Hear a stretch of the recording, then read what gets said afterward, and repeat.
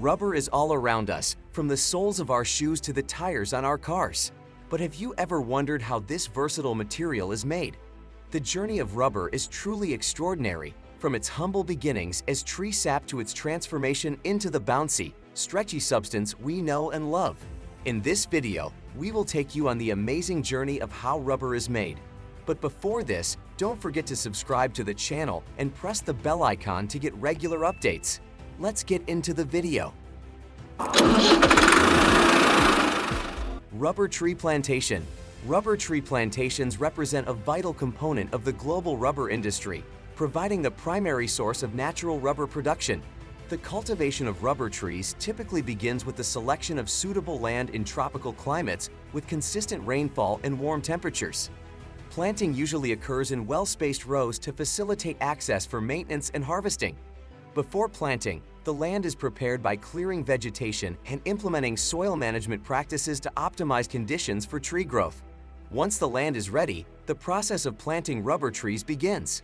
Saplings propagated from high-quality rubber tree clones are carefully transplanted into the prepared soil. This stage demands precision and attention to detail to ensure proper spacing and alignment, setting the foundation for optimal growth and yield in the years to come. After planting, diligent care and management practices are employed to nurture the young trees through their initial stages of growth, including irrigation, fertilization, and pest control measures.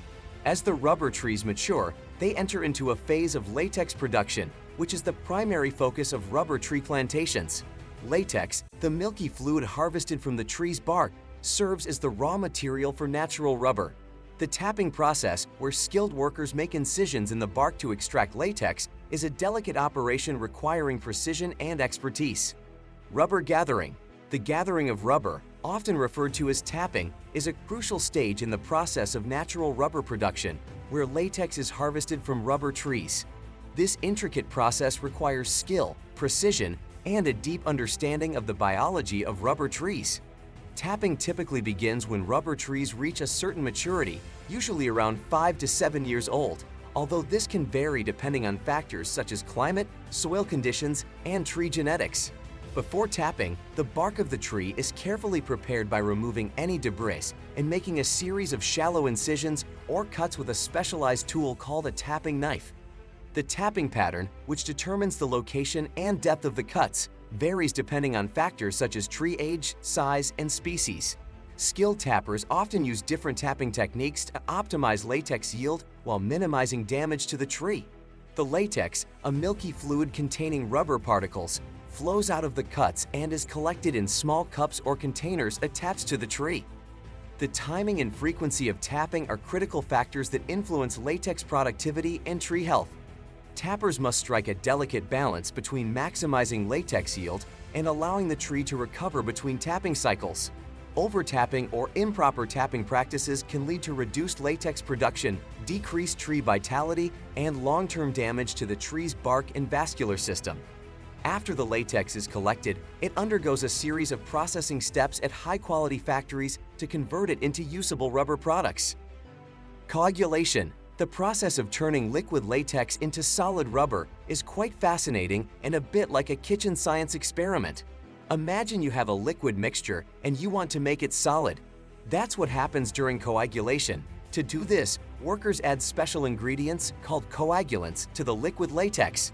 These coagulants can be chemicals or natural substances. Once they're mixed in, they act like a magic spell, making all the tiny rubber particles in the latex pull together and clump into a solid form. It's similar to making cheese, where you add something to milk to make it turn into solid curds.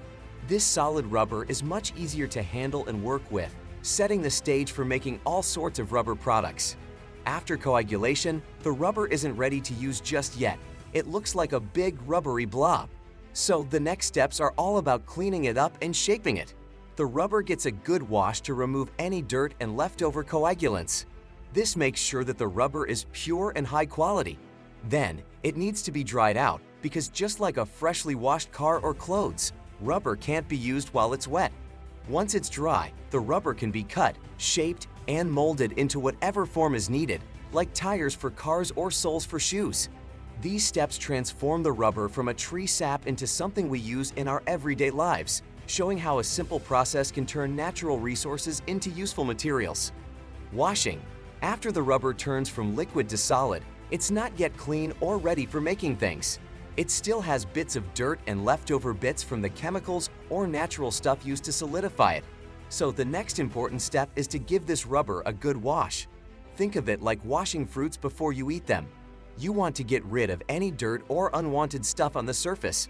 Washing the rubber does just that. It cleans off all the extra bits that shouldn't be there. This cleaning step is super important because it makes sure the rubber is pure and of good quality. Pure rubber means it can be used for lots of different things without causing problems. Once the rubber is clean, it's much better for making products. Whether it's for car tires, rubber bands, or boots, clean rubber works best. It's kind of like using clean ingredients in cooking. The result is just better. Also, by removing any unwanted chemicals or dirt, the rubber is safer for people to use and for the environment. Drying. After the rubber gets a good wash, it's still pretty wet. Just like how clothes need to be dried after washing, rubber needs to dry too. If rubber stays wet, it won't be good for making things. So the next step is to dry it out. There are a few ways to do this. Some people let the rubber dry in the air, just like hanging clothes outside. Others use big ovens to warm it up and dry it faster, kind of like how an oven dries out a wet sponge. Then, there are machines specially made to squeeze or blow the water out of the rubber. Each way has its job, to get rid of water so the rubber isn't soggy anymore. Drying the rubber is super important because it makes the rubber ready to be turned into products. It needs to be dry so it can be shaped, cut, or mixed with other materials without any problems. Once the rubber is dry, it can be stored for a while until it's needed, just like storing dry pasta in your kitchen. It won't get moldy or bad if it's kept dry.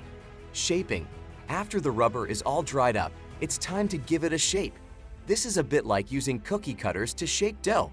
Depending on what the rubber will be used for, it can be cut into big sheets, small blocks, or any other shape needed. There are special machines that do this cutting and shaping. It's an important step because rubber needs to be the right shape for whatever it's going to be made into. For example, if it's going to be a tire, it might start as a big flat sheet. If it's going to be a rubber band, it might be cut into thin strips. Shaping the rubber makes it ready for the next steps in making all kinds of things. Once the rubber is in the right shape, it can be used to make all sorts of useful stuff.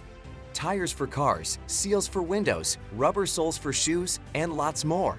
The shape has to be just right for the rubber to work well in its final job. As in this way, we make useful things with the help of natural rubber. That's all for now. I hope you enjoyed the video and found it entertaining. If you did, give it a thumbs up. Don't forget to subscribe to our channel and activate the notification bell for more valuable content like this. Thanks for watching.